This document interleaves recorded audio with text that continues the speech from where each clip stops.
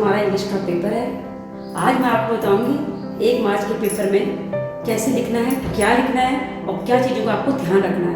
YouTube पर आपने इसके रिलेटेड बहुत सी वीडियो देखी होंगी, लेकिन मैं आपको शॉर्ट एंड कंसाइज फिर 5-10 मिनटों में ही पूरा क्लियर करूँगी। तो आते हैं आपके इंग्लिश के पेपर पे। आपका इंग्लिश के पेपर जो 1 मार्च को होगा वो 4 सेक्शन में बटा हुआ है। Section A reading, section B writing, section C grammar और सेक्शन डी लिटरेचर।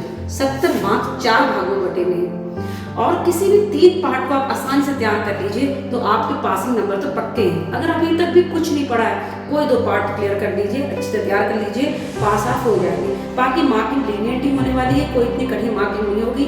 आपके अटेम्प्ट करने में भी आपको पूरे नंबर मिलेंगे। तो पहले सेक्शन है रीडिंग। रीडिंग में क्या आएगा आपका? रीडिंग में आपका एक कंप्रिहेंशन के लिए पैराग्राफ आएगा, उसके नीचे उसके क्वेश्चन आंसर होंगे। 15 मिनट आपको शुरू में पढ़ने के मिलते ही हैं, तो उन 15 मिनट में 5 से 7 मिनट आप इस सेक्शन ए में अपने लगाइए, 5 मिनट कम से कम। तो उसमें आप देखेंगे आपको पैराग्राफ पढ़ के मान लीजिए कुछ समझ नहीं आ रहा, तो आप नीचे क्वेश्चन आइए, क्वेश्चन पढ़िए। क्वेश्चन का जो ऑर्डर है वो पैराग्राफ के उसी ऑर्डर में आंसर होते हैं। It is a called chronological way, यानी क्वेश्चन नंबर 1 का आंसर वो पैराग्राफ स्टार्टिंग में मिलेगा, 2 का नीचे, 3 का नीचे, 4 सबसे नीचे।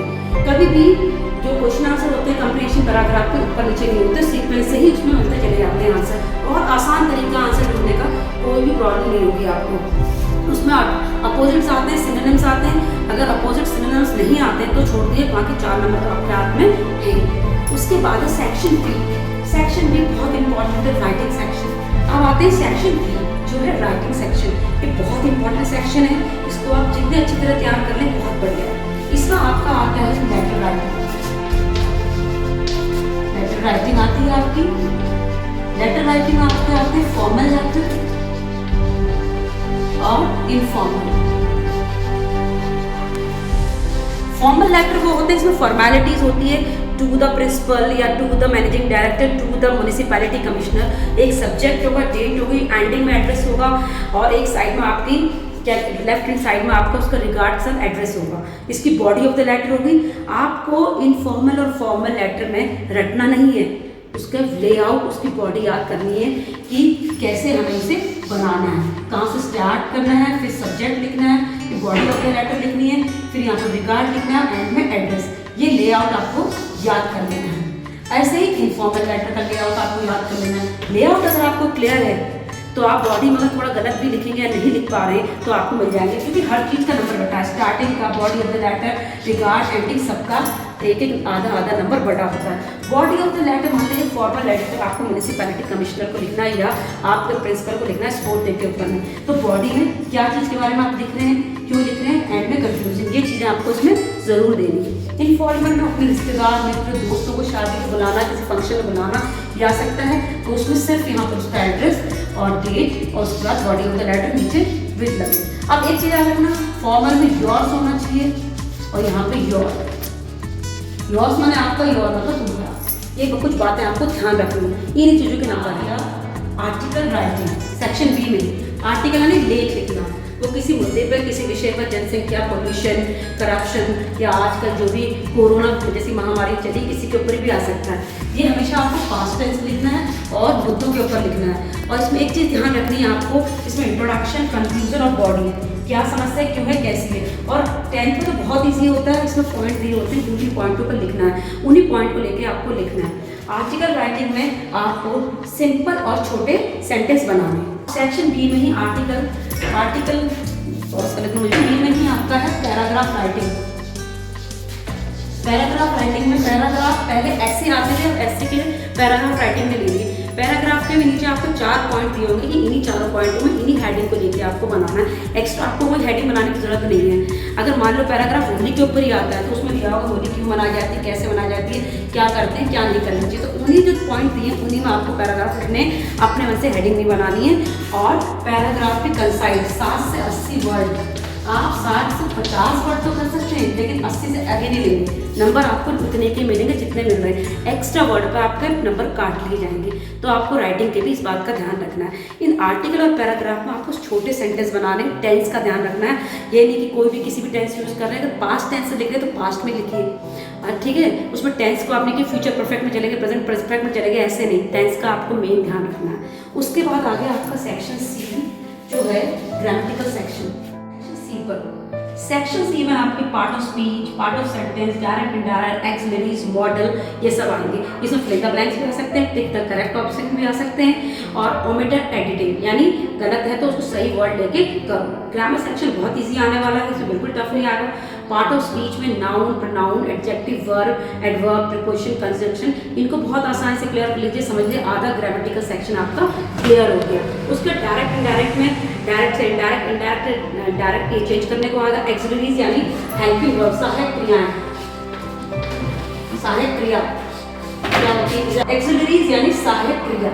Is, am, are, was, were, has, have, would, could, should, shall, ये सब वर्ड हैज, हैव। सेकेंडरी में आ गई can, could, would, should, may, might, ये सब सेकेंडरी में। तो इनको फिल करना या इनको सही करना ये आता है एक्सिलरीज में। उसके अलावा आपका आ गया part of sentence, part of subject, subject, predicate, उसको सही से या दोबारा रिराइट करना, ये सब चीज़ें उसमें आएंगी। ग्रामर में मोस्टली आपको टिक द ऑब्जेक्टिव या पिक द ऑब्जेक्टिव, सही ऑब्जेक्टिव लो, या इसमें एडजेक्टिव ढूंढो, या उसमें प्रीपोजिशन सही फिल करो, या प्रीपोजिशन हटाओ दूसरा फिल करो, ये सब आने वाले हैं। तो पार्ट ऑफ स्पीच आप बेसिकली बहुत अच्छी तरह तैयार कर लें, जो 8 होते हैं। उसके बाद आते हैं सेक्शन डी, यानी सेक्शन डी लिटरेचर का सेक्शन है।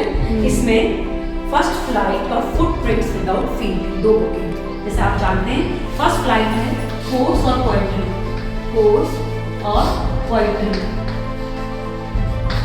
पोर्स एंड पोएट्री, ठीक है।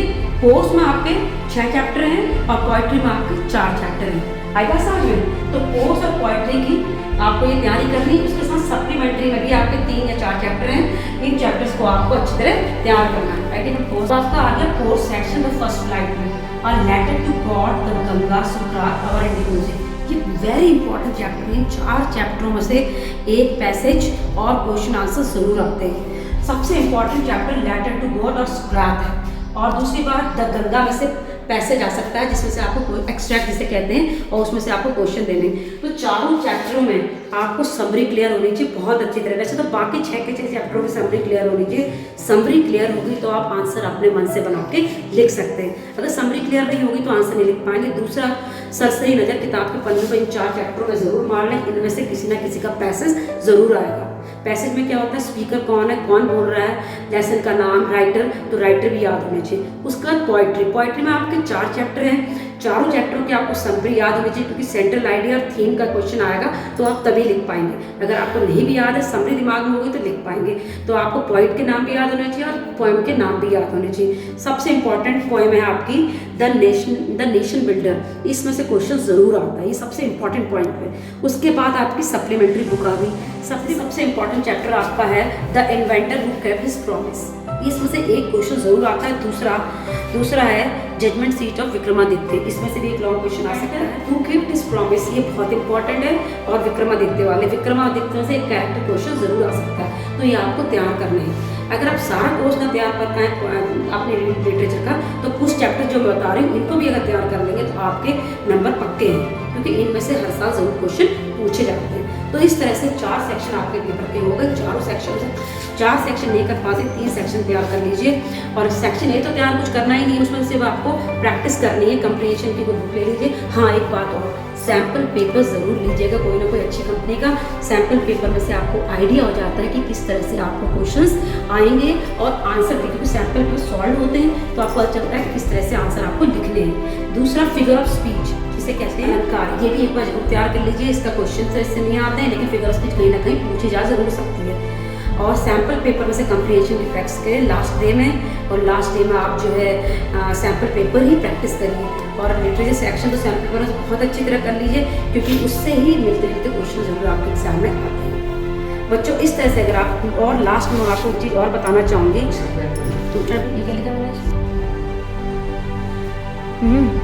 अब ये सब चीज़ें तो आपकी होगी कि कैसे सेक्शन ABCD आपका डिवाइड है, क्या करना है क्या नहीं। लास्ट में कुछ बातें मैं आपको बताऊँ जो आपको पक्का ध्यान रखनी है।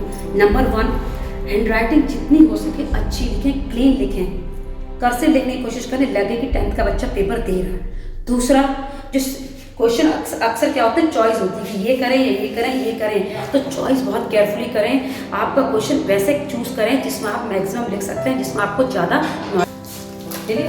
लास्ट नॉट लीस्ट, लेकिन ये बात बहुत इंपॉर्टेंट है और इसको आपको बहुत ध्यान रखनी है। गुड हैंड राइटिंग पूरे पेपर में बहुत अच्छी राइटिंग होनी चाहिए। कटिंग, ओवर राइटिंग बिल्कुल नहीं। बच्चे बहुत कटिंग करते हैं, काटते हैं, बिल्कुल कटिंग नहीं, ओवर राइटिंग बिल्कुल नहीं। और क्वेश्चन जो है बहुत वाइजली चूज़ करने हैं कि जो आता है उसे पहले करें, जो सेक्शन आता है उसे पहले करें। अगर चॉइस दिए कि ए वाला करो या बी वाला, तो जो चूज़ करें वो बहुत समझदारी से चूज़ करें। ऊट पटांग लिखने की जल्दी मत रखें, आपके पास पूरे 3.25 घंटे होते हैं। और अटेम्प्ट ऑल क्वेश्चन, कोई क्वेश्चन मत छोड़ें, जो भी क्वेश्चन करें बहुत सोच समझ के करें और सारे क्वेश्चन करें। दूसरी बार 15 मिनट रीडिंग के मिलते हैं, तो उसमें कंप्रीहेंशन के लिए पैराग्राफ को पढ़िए 1 बार 2 बार 3 बार, और वही क्रोनोलॉजिकल वे याद रखें कि पहले क्वेश्चन का आंसर पहले में, दूसरे का दूसरे में, तीसरे का तीसरे में। और रिवाइज आंसर केयरफुली। पेपर हो जाने के बाद 5-10 मिनट इतना ज़रूर रखिए कि आप पेपर को रिवाइज कर सकें और देख सकें कहीं कोई चीज़ छूट तो नहीं गई। कई बार हम कोई अच्छा टॉपिक आते हुए भी जल्दी में छोड़ देते हैं, तो रिवीजन के लिए 5 या 10 मिनट ज़रूर रखें अपने पास लास्ट में। और सबसे बड़ी बात, आपकी OMR सीट भरने को आएगी तो OMR सीट में बिल्कुल कटिंग नहीं करनी है, ब्लैक पेन से ही करो, मोस्टली ब्लैक नहीं है तो ब्लू। और वहाँ पर जो क्वेश्चन पेपर में ऐसे लिखा रहता है आपका 135 CD ऐसे लिखा रहता है कि C और D आपको OMR में डालना है, C एक जगह D एक जगह, उसी को गोला करना है। बच्चे इसमें बार बार गलती करते हैं, ये गलती नहीं करनी है। दूसरा जो है OMR सीट में बिल्कुल भी कटिंग ओवर राइटिंग नहीं करनी है, सोच के समझदारी से लिखना, और जो भी गोले बनाने बहुत सोच के समझदारी से बनाने, बिल्कुल भी गड़बड़ करने की कोशिश मत करिए। पेपर बहुत सावधानी से सही से करिए। आशा करती हूँ आपका पेपर बहुत अच्छा जाएगा और आने वाले अगले 1-2 दिनों में आप बहुत अच्छी तैयारी करके इंग्लिश में पूरे में से पूरे नंबर लाने की कोशिश करेंगे। Best wishes for your exam.